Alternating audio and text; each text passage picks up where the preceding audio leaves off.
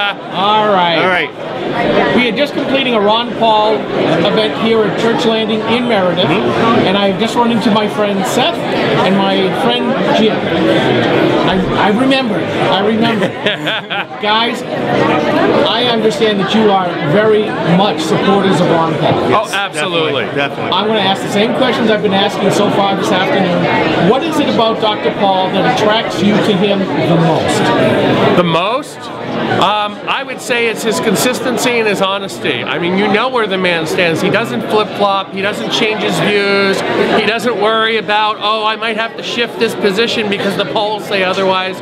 You know where he stands. He's rock solid. How about you, John? Same here. He said everything I was going to say. We'll talk about that later. But it's the truth. He knows the truth. He speaks the truth. It's not only him, it's his whole family. And I met several members, and they all are warm, downhearted. He talks to you, not at you. He doesn't shove it down your throat, but he's very straightforward with the truth. Okay. Domestic policy. Biggest thing for you for that, Joe?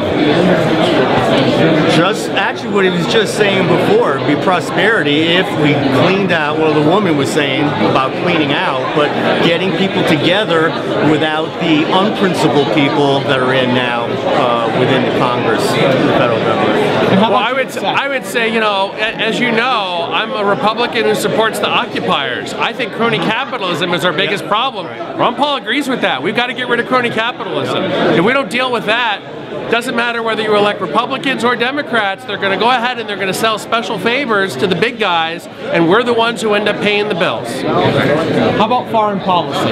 You know, he's got the right foreign policy. And you know where I stand, Seth, that conservatives with libertarian leanings, there are a lot of conservatives who have some real misgivings about this.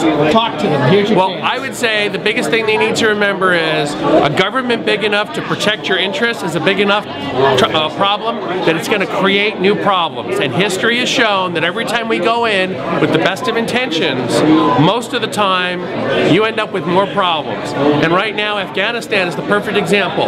The history of Afghanistan is whoever goes in there ends up falling apart. And the entire Soviet Union, in large part, Afghanistan was one of the reasons they fell apart. We don't want to be the next big empire that fell apart, and we point to Afghanistan as part of our downfall. And Ron Paul's policy is trade with everyone, defend ourselves, and let's get the troops home. And, you know, the other candidates, I mean, last night Rick Perry says he'd send troops back to Iraq. I can't think of any military family that's going, I want to send my family back where we just got them out of. Okay, how about you, Jeff? We have to take care of ourselves first, because if we don't take care of ourselves, we can't take care of anybody else anyway, no matter what. But the point is, we're in different countries for the wrong reasons. It's not for our defense, you know, it's for our freedoms, it's for other corporatism, it's for oil.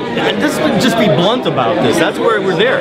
We're not there for, you know, freedoms for ourselves or defense. We need to get the people back, get the troops back for them and for families. Well, folks, I want to say thank you very much for spending a few minutes with Granite Rock. And Seth, I do have to say, you look marvelous in the suit. Oh, well, thank you. First time I've seen you this dressed up. I actually was on the House floor.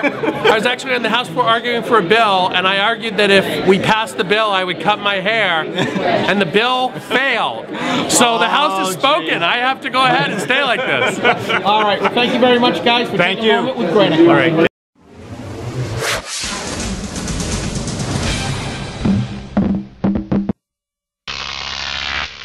Croc TV.